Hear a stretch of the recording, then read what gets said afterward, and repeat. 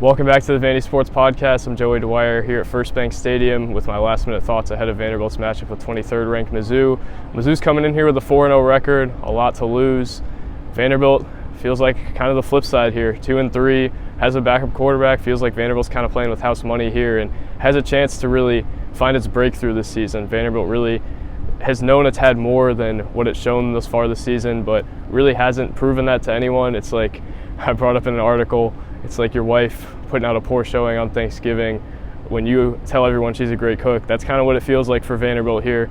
Vanderbilt has shown that it has flashes of big play capability, but has negated a lot of those big plays with turnovers. It's shown that it can do some good things defensively, especially with Ricky Wright, Jalen Mahoney, and CJ Taylor, but those guys have been negated by Vanderbilt's struggles in the secondary and with the pass rush.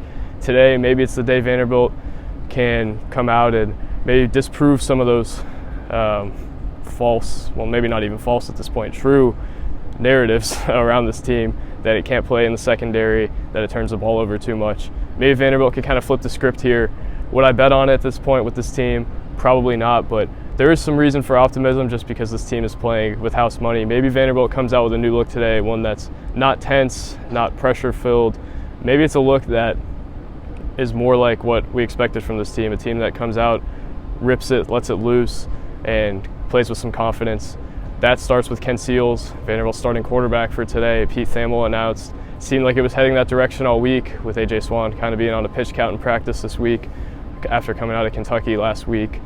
I think that's probably the smart move here. It doesn't seem like Swan was really 100% last week. Certainly would have been 100% this week. So Ken Seals, the veteran who has started, hasn't started a game since 2021 though.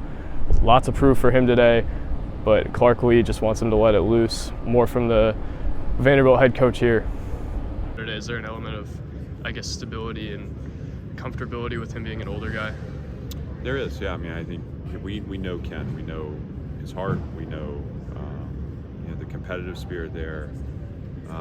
And he, there's not a person that's worked harder in preparation. So I think what you want for the team, whether you're a player or coach, is to look out in the field and just have total trust. And truthfully, we talk about these environments as families and as a brotherhood. And to me, the manifestation of that is you have this spirit of connection where you're doing something hard with people you care about. And when you have a level of trust, then our responsibility on Saturdays is just to support the efforts of the guys that we care about. And all that to say, Ken fits that mold perfectly. He has the trust of the team, the trust of the staff. Everyone's going to be behind him if it's him, and he's not going to be perfect, and that's okay. What Lee said about Seals feels like it kind of has to be a microcosm of this team today. It has to be a team that's ready to go compete, but also a team that's playing loose and kind of letting it rip throughout its first 5 games. It's felt like there's been a lot of pressure on this group, and there's been a lot of kind of letting mistakes build on each other just because it's more of the mentality of we can't let them beat us rather than we have to go beat them. And I feel like that's kind of where Vanderbilt is able to win this game today, is if it's able to come out and play loose and not let those mistakes stack on each other. Obviously there's going to be mistakes, and that's all right, like Clark Lea said, but you can't let those dictate the game, and Vanderbilt has let it dictate the game throughout the first 5 weeks. I think Vanderbilt today needs to establish the run a little bit as well. Mizzou is going to establish the run, has the leading rusher in the SEC, almost double the rush yards Vanderbilt has through 4 games.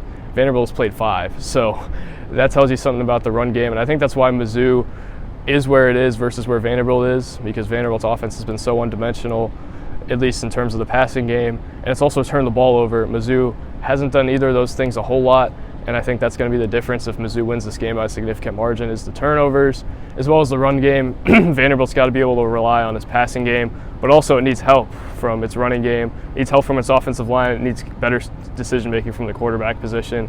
I think Clark Lea wants to be intentional about getting Jaden McGowan, Will Shepard, and Lennon Humphreys, if Lennon Humphreys goes today, receptions and getting them involved early. A lot of them only having 5 receptions on Saturday was the offense stalling out, like Clark Lea said, but also Lee wants to be a little more intentional about getting those guys involved early and getting the ball in the hand of his playmakers. I think that's probably Ken Seals' best use here is to just be a distributor. He's not going to set the world on fire, but if he can make enough throws and avoid the big mistake, Vanderbilt's going to be in decent shape today and it's going to have a chance. And I think that's really all you can ask for. The backup quarterback is to not throw you out of the game.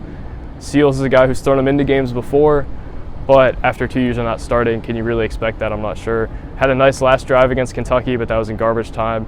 Vanderbilt's offense, though, going to have to be more balanced today. We know it can pass it down the field. We know it can make those explosive plays, but it has to be able to do the little things well, and it has to be able to show that, hey, we're not just a team that can throw it down the field and has a wide range of variability. It has to be a more consistent offense, and it has to be more balanced in terms of its running game, helping the passing game out. It has to be able to complete those short throws, and it has to be able to make good reads with Ken Seals and do some good things there. Also interested to see if Walter Taylor can get a package here or there around the goal line, or maybe in an interesting spot. It feels like Walter Taylor was brought up more than I expected him to be on Thursday, so him and Ken Seals probably not going to completely share the load, but feels like Taylor could be in this game at some point and would be a really interesting sight to see without A.J. Swan on the field. So Vanderbilt's offense is going to have to be more balanced, going to have to take care of the football today, and I think that's really been the theme of the season thus far, but you can really see it with Mizzou's up-tempo, long passing game